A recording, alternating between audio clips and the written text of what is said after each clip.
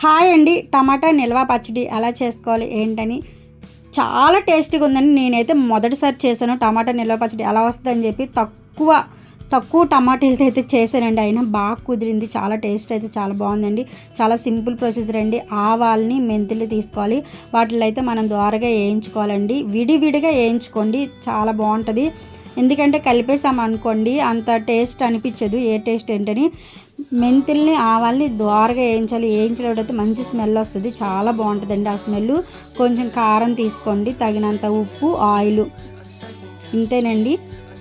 మనం తాలింపులకైతే తర్వాత ఇంకా ఏమేమి వేయాలో తర్వాత చెప్తాను. ఇవైతే ఇక్కడికి ఇయ్యనండి, చాలా సింపుల్ ప్రొసీజర్ అని చెప్పాను కదా. చూడండి, టమాటీలు అయితే కోసేసి కొంచెం చింతపండు అయితే యాడ్ చేశాను. అంటే నేను ఇంత క్వాంటిటీ అని ఏం తీసుకోలేదండి. ఎందుకంటే ఎలా వస్తుంది ఏంటని చెప్పి నేను ట్రయల్ చేశాను కాబట్టి నాకు ఎంత పులుపు సరిపోద్దో అని తెలిసి నేనైతే తీసుకున్నాను. ఆవాల్ని మెంతులు అయితే మిక్సీ పట్టేయాలండి. నేనైతే ఆవపిండిని అయితే మాత్రం 2 స్పూన్లు వేసాను, మెంతి పిండిని అయితే మాత్రం 1 స్పూనే వేసానండి. కానీ బాగుంది.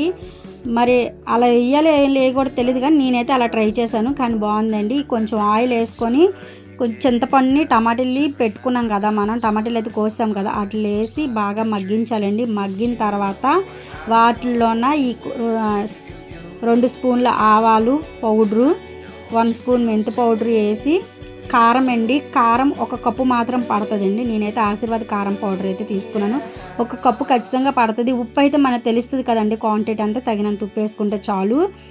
వీటిని కలిపేసి 5 నిమిషాలు ఉంచాలండి. మిక్సీ పట్టేటప్పుడు మాత్రం చల్లారిన తర్వాతే మిక్సీ పట్టి దీన్ని 5 నిమిషాలు అవన్నీ పట్టేటట్లు ఉంచాలి. చూస్తున్నారు కదా, తాలింపులకైతే ఆవాలు మెంతులు అంటే తాలింపు దినుసులు వేసేయండి. వెల్లుల్లిపాయలు, జీలకర్ర, మొత్తం కరివేపాకు, మనం తాలింపు చారు ఎలా తాలింపు పెట్టుకుంటాం అన్నీ వేసుకుంటే సరిపోద్దండి. చాలా టేస్టీగా, చాలా ఎమ్మీగా. చూస్తున్నారు కదా ఎంత కలర్ఫుల్గా ఉందో. ఇంకా ఇది ఊరిందంటే మాత్రం ఇంకా చాలా చాలా టేస్టీగా ఉంటుందండి. అంతే, నాకైతే అన్నంలో వేడి అన్నంలో కలుపుకొని తింటే ఎంత బాగుందండి, అంత బాగుంది. నేనైతే ఎలా వస్తుందని చెప్పి తక్కువ టమాటాలు మాత్రమే తీసుకున్నానండి. ఇంకా కొంచెం తీసుకొని ఉంటే బాగుంది అనిపించింది. నాకైతే కొంచెం వచ్చిందండి పచ్చడి అయితే. చూస్తున్నారు కదా, తక్కువ టమాటాలు కదండి, కానీ నిజంగా టేస్ట్ అయితే చాలా అద్భుతంగా ఉందండి. మీరు చూస్తే ఆ కలర్ చూస్తేనే మీకు అర్థమైపోయి ఉంటుంది బాగా కలిసినట్టుగా ఉందని చెప్పి.